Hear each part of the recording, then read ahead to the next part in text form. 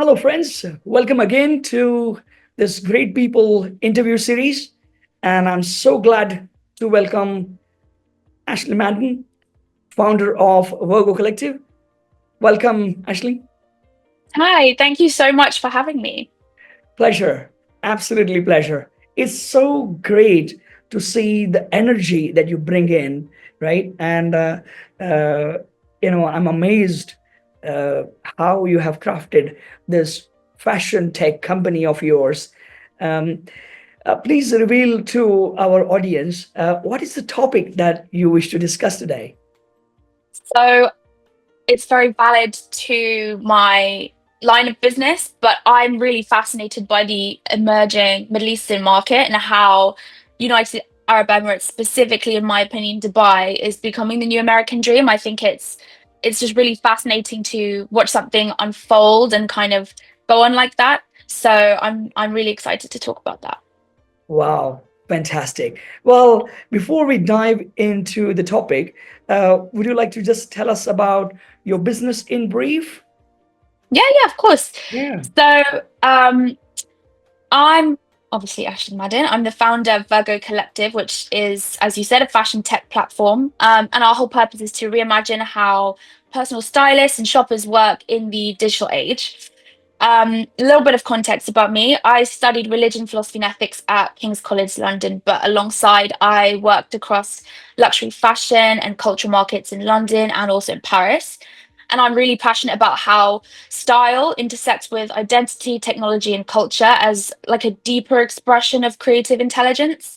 So basically, our platform is, as I said, aimed initially at personal shoppers and stylists and industry professionals.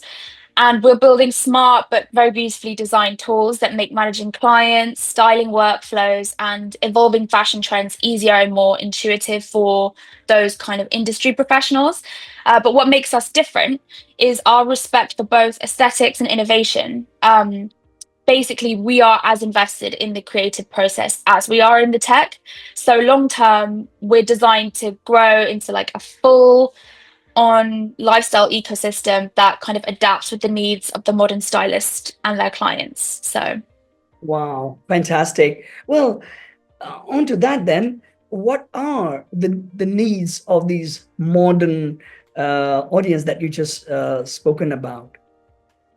so basically, now, especially with social media and the evolution of trends, but also the fact that a lot more things are way easier to access than they were in the past. We don't need to find out the latest fashions by just simply watching what celebrities are wearing in a gossip magazine or reading Vogue or Tatler or any kind of magazine like that. We're exposed to things that, like, pretty much as they're happening through social media. So we kind of are aiming to keep up with that really fast paced like change in trends in brands and also like the moral values that people now have given that they are exposed to a lot more.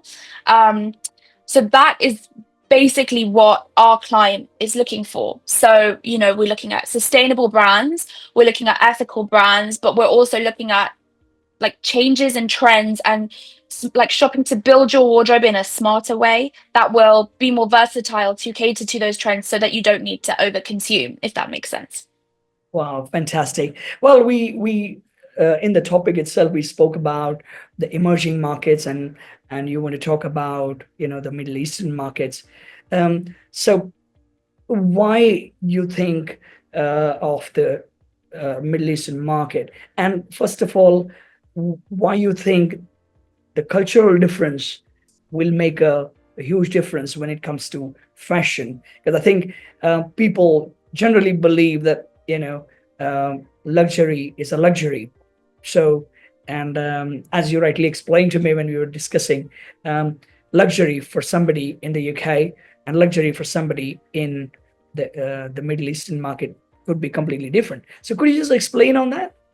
Yeah, absolutely. So, one of the things I learned along my career journey a few years ago was people have different definitions of luxury, which might sound really obvious. But I was the kind of person who always thought that the general view of what luxury was something that's almost like a treat, like something that's a little bit special, something that would be maybe not the norm. Um, it's not the same everywhere. And one thing I learned was that the general definition of luxury for people in the Middle Eastern market is actually more like something to make your life easier, which obviously, I mean, I can see how that can be described as luxury, but they are differing. And I Yeah. think that's really interesting because obviously the main demographic of clients for personal shoppers and stylists is the Middle Eastern market. So you have to kind of adapt and change your mentalities to what that is. So where someone in the UK or America, for example, would really be looking for that luxury experience, if they're buying something, it will come maybe in a nice box, nicely wrapped, beautiful writing, great packaging, all of that.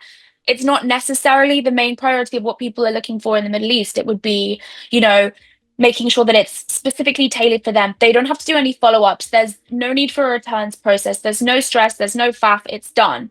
So even though it's sounds like there are similarities there, your approach has to be different in order to have that kind of consumer success, if that makes sense. Wow, absolutely. This is an amazing angle. I think, a lot of people from the audience wouldn't have had this thought process. It's actually uh, we always say in business that you have to work according to the customer, but your understanding of your customer really impresses me, because not only you are talking about individuals, but you're actually understanding the cultural difference.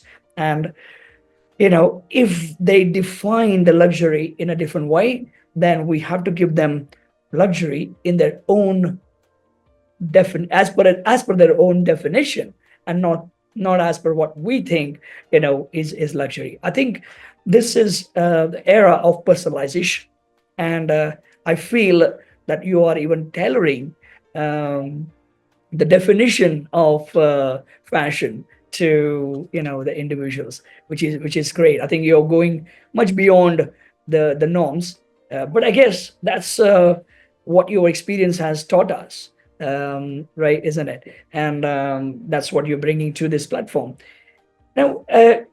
Please elaborate more on this topic that we just opened up, and how you think that's related to this American dream. So, in my opinion, the UAE, but particularly Dubai, it's not just a new market, it's a new mindset. I mean, if you look at Dubai, I've actually never been, but I know a lot about the region. I've worked a lot with the region in through a variety of different companies that I've worked for in the past.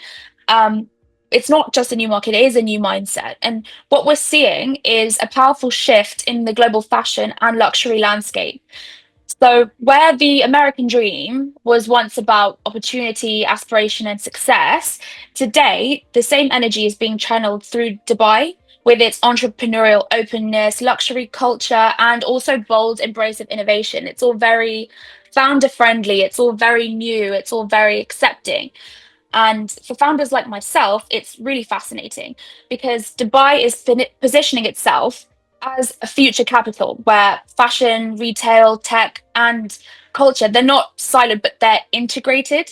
Yeah. And it's a space where tradition meets digital, where modest fashion meets global trends, where local designers are gaining global relevance without needing validation from legacy fashion capitals. It's just really interesting because a lot is moving very quickly. So that's why I've kind of stuck to that today. Wow, fantastic.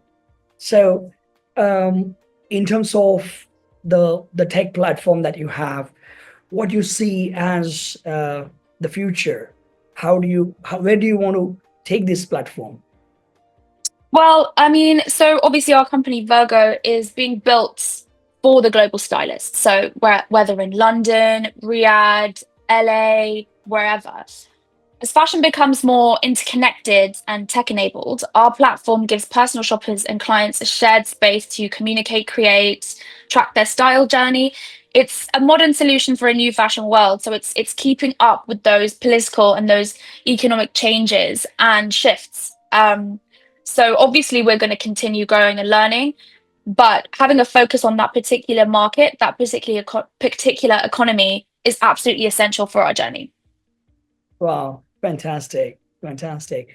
So, uh, I guess we talked about the platform and uh, what it can bring as benefits to your audience, and again, it's going to bring in a sweet change in the way people work right now in your industry, and I think it's good to see that you're trying to solve the gap that's there in the fashion industry right now, which is really a huge plus for what you're doing. Um, in terms of organizational plans, where do you see yourself growing um, in terms of your company? Well, it's a really interesting question. And I wish I could give you a straight answer now. If there's anything that I've learned in my journey so far, it's that, obviously you've got to think on your feet and things are chopping and changing. And, there's at the moment a lot of political and economical instability. So obviously you have to learn and grow. So it's so hard for me to pinpoint. And it would be super interesting to look 5 years in the future and come back to you on that one, because wouldn't be surprised if I was in a completely different direction in terms of the growth that I thought we had, and what we've grown into. But the way I see it is, obviously, like I said, social media and things like that have allowed people to be exposed to a lot more than they would ever even have hoped to be exposed to like 50 years ago.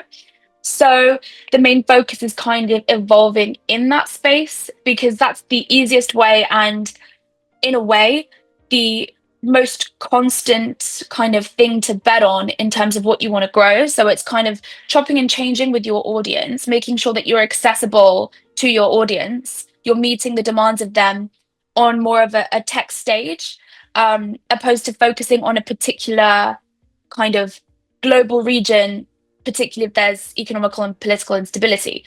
So the one thing we know that isn't going to go away is tech, Yeah. and is social media, and is all of that global space. That's the safest place to bet on. So we're focusing on the logistics and analytics behind that space, growing from the UK out and just seeing where we go. But I mean, like I say, in 5, 10 years, I might look back at what I've just said right now and laugh. So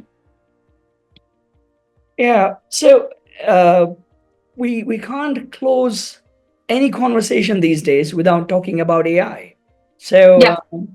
uh, how do you see AI playing a role as far as your industry is concerned? And then obviously we'll talk about your business as well.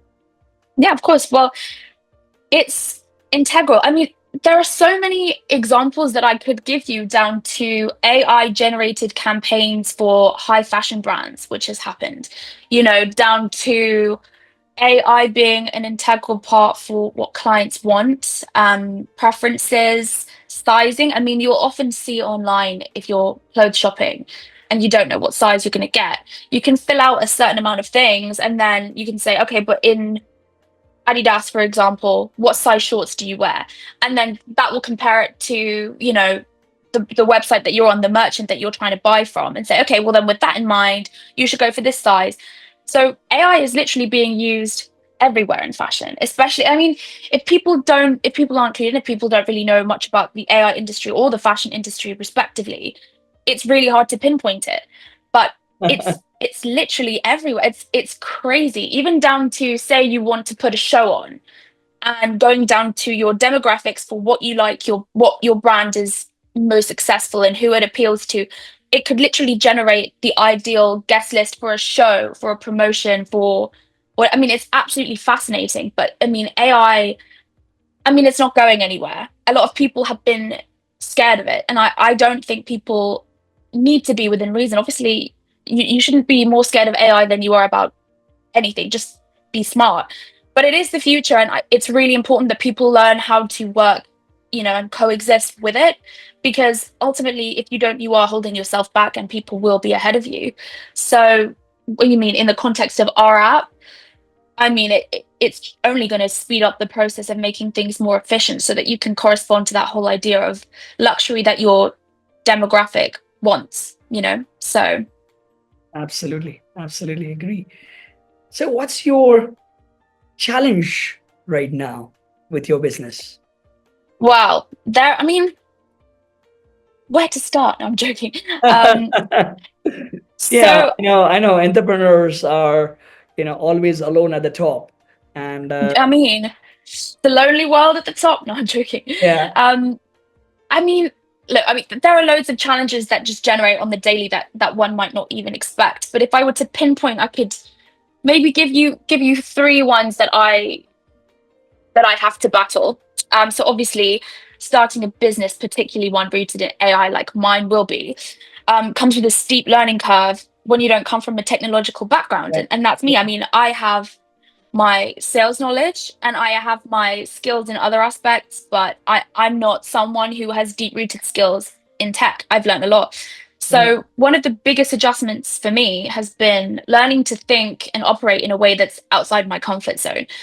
But again, I've loved every moment of it because it's stretched me and it's sparked a real passion for tech. Um, Another challenge would be building with limited resources. I mean, yeah, developing a tech platform, I'm sure as you know, is expensive, it's time consuming, it's detail yes, heavy. You yeah, need to make sure that, especially if you don't have that basis in technology, you need to yeah, make sure you know what you're talking about. So firstly, people don't take you for a ride, or yeah, you need to make sure that you know what you're asking for, and if you're asking for what you think you're asking for. yeah, So, whether you're bootstrapping or pre-funding, it does force you to get creative and scrappy in the best way, and that's another challenge. right, And the way I would navigate all of this is absorbing everything by treating every conversation, article, or podcast as a learning opportunity. And I genuinely believe, this probably comes from my degree in philosophy, but I genuinely believe that true knowledge starts with acknowledging that you don't know. And, staying humble and curious is the most powerful tool that you can have as a founder. Even if someone is saying to you what you think you already know, even if you're asking someone's opinion who has no grounding in business, every comment and every opinion will be useful in some way. And I think it's just having that humility to just soak it all in. wow, fantastic. Well, that those were your challenges, but at the same time the way you're dealing with them is an advice to a lot of entrepreneurs who are listening to this, or those professionals who want to become entrepreneurs and looking for advice. I think these are valuable words, so thank you so much for that. um, and I guess coming towards the end of our conversation, I would like to thank you for your time. Uh, Of course. well, all the best for your journey. And as I said, you what you have done so far is really impressive. And I'm very sure that you're going to get through the next few rounds, and probably we're going to see a much more, well, bigger organization, Virgo Collective, but at the same time, more effective organization. I'm very sure about that. Oh, thank you so much. It's been an absolute pleasure. And I really, really enjoyed this. Fantastic. Thank you.